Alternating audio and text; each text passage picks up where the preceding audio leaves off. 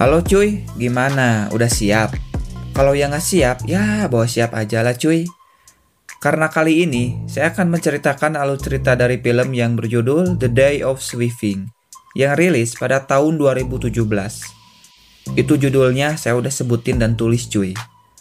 Soalnya masih suka ada yang nanyain, Min, judulnya apa bang? Judulnya apa?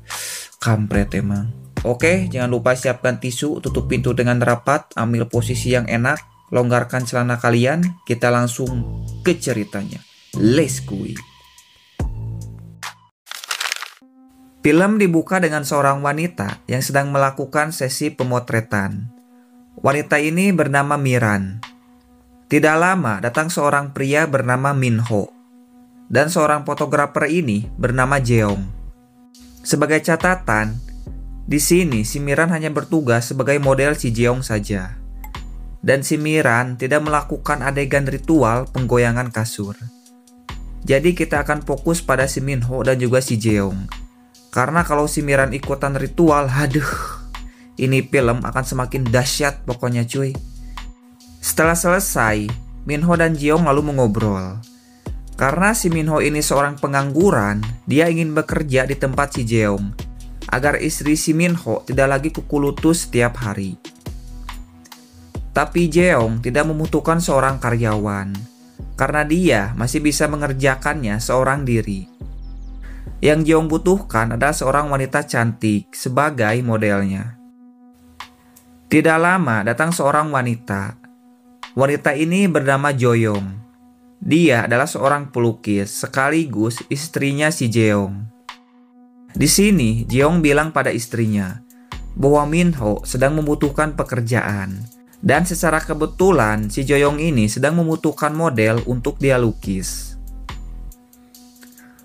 Joyong pun menawarkan pada Minho untuk bekerja sebagai modelnya. Minho pun dengan senang hati langsung menerima tawaran itu. Di tempat lain, ada seorang wanita yang sedang mencari pekerjaan. Dan dia menelepon semua lowongan kerja yang ada di dalam koran itu. Wanita ini bernama Jison. Dia adalah istrinya si Minho. Tidak lama Minho datang. Meskipun si Minho ini seorang pengangguran, tapi sebagai kepala rumah tangga, dia masih bisa bertanggung jawab untuk menafkahi istrinya. Bisa terlihat saat istrinya sedang menelepon, dia lalu menghampirinya dan langsung menafkahi istrinya dengan sebuah ritual penggeprekan. Karena sebagai suami, dia wajib memberikan nafkah jasmani maupun rohani. Dan ini termasuk nafkah rohani. Di malam harinya, Jison bilang bahwa dia sulit mencari pekerjaan. Meskipun sekarang si Minho sudah bekerja sebagai model, tapi Jison tetap ingin bekerja. Si Minho lalu memberikan kartu nama si Jeong pada istrinya. Minho bilang bahwa dia adalah seorang fotografer terkenal dan sekarang dia sedang membutuhkan seorang model wanita. Jison yang mendengarnya langsung tersenyum karena dia berharap akan menjadi seorang model yang terkenal.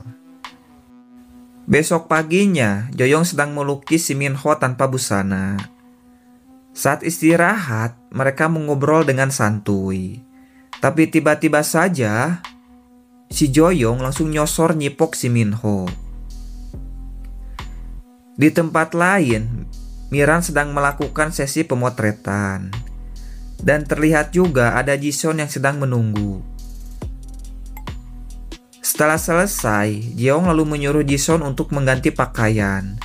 Karena sekarang, giliran Jison yang menjadi model.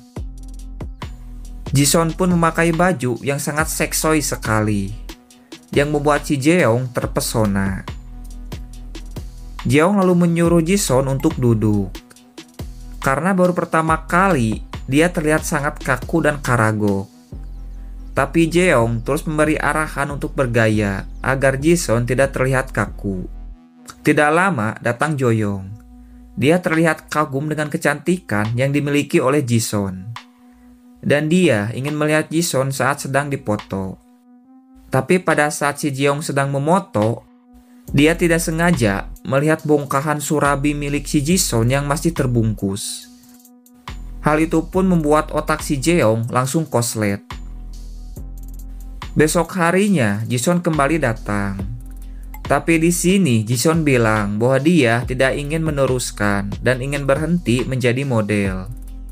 Tapi si Jeong terus meyakinkan bahwa Jisun akan menjadi model yang terkenal karena memiliki Honda karisma yang tidak dimiliki oleh Miran. Mendengar pujian itu membuat hati Jisun luluh dan tidak jadi berhenti. Jeong pun menyuruhnya untuk mengganti pakaian.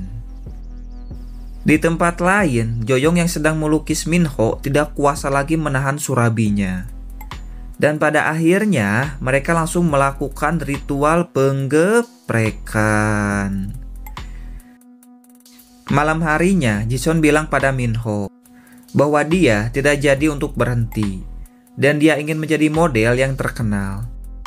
Karena sebelumnya Minho menyuruh Jisun untuk berhenti karena dia merasa cemburu. Besok paginya Jisun sedang melakukan sesi pemotretan lagi. Dan bisa terlihat kalau sekarang si Jisun sudah terbiasa. Dan juga sangat menikmati pekerjaannya sebagai seorang model. Tiba-tiba Minho datang bersama Joyong, yang membuat si Minho semakin cemburu karena melihat istrinya dipoto dengan gaya ajul gedang. Tapi beda dengan si Joyong yang terlihat sangat adem ayem sekali.